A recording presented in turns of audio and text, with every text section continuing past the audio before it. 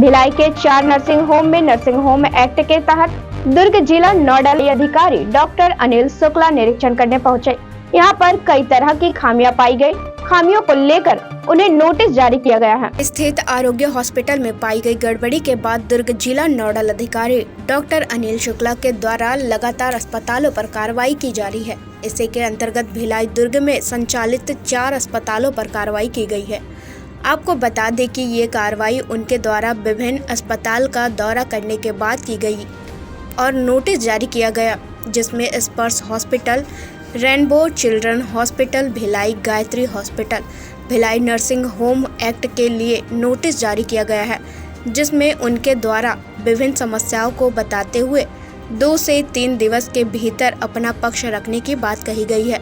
इस संबंध में जानकारी देते हुए नोडल अधिकारी नर्सिंग होम एक्ट जिला दुर्ग डॉक्टर अनिल शुक्ला ने बताया कि उनके द्वारा विगत दिनों से शहर में संचालित विभिन्न अस्पतालों का मौका मुआयना किया गया, जहां भिलाई गायत्री हॉस्पिटल में गंदगी के साथ भारी अव्यवस्था का आलम देखा गया। वहीं रेनबो चिल्ड्रन हॉस्पिटल में आयुष्मान कार्ड से संचालित लोगों की जानकारी के लिए डिस्प्ले बोर्ड नहीं पाया गया, सहित विभिन्न समस्याओं को लेकर नोटिस जारी की गई है तथा तत्काल उनके द्वारा स्पष्टीकरण नहीं देने पर कार्रवाई की जाएगी। अस्पतालों के बारे में हमको सूचना प्राप्त हुई थी कि वहाँ पे नियम का उल्लंघन हो रहा खुलेआम और आयुष्मान से नकद ले रहे हैं।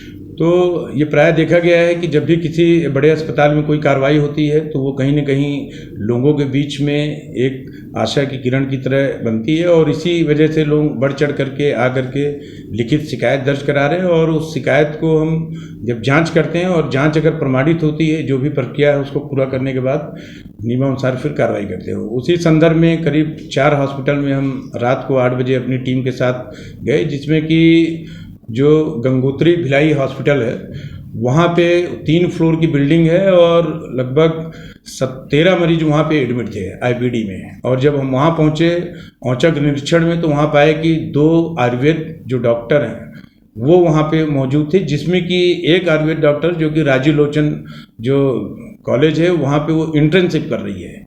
तो ये नियम के विपरीत है। कहीं न कहीं 13 मरीज जिसमें 7 फर्स्ट फ्लोर में थे, उनके यहाँ लिफ्ट भी नहीं थी और जो रैंप था वो भी फिसलन थी और पूरी सफाई व्यवस्था चौपट थी। वहाँ सफाई व्यवस्था का पूरा अभाव था, गंदगी थी, हर तरीके से हमने उनको नोटिस जारी करके 3 दिवस के अंदर उनसे उसके बारे में जवाब मांगे हैं। उनका जवाब अगर संतुष्ट नहीं रहेगा तो उसके नियमानुसार जो है उसमें कार्रवाई करेंगे।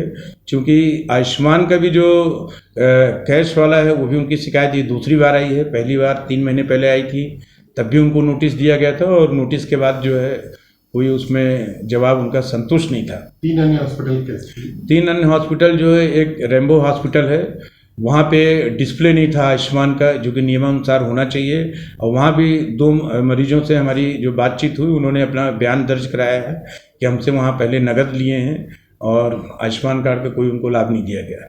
तीसरा हम स्पर्श हॉस्पिटल गए तो वहाँ पे जब हम अंदर घुसे तो गेट पे ही पार्किंग व्यवस्था जो है वो, क्योंकि और भी लोगों की वहाँ पे शॉप से जो भी है ऐसा उनका कहना था, लेकिन अगर कोई इमरजेंसी में एम्बुलेंस अगर आ रही है तो कहीं ना कहीं वो बाधित होता है, मरीजों में इसका फ़र्क पड़ता है टाइम पे ना पहुंचने पे।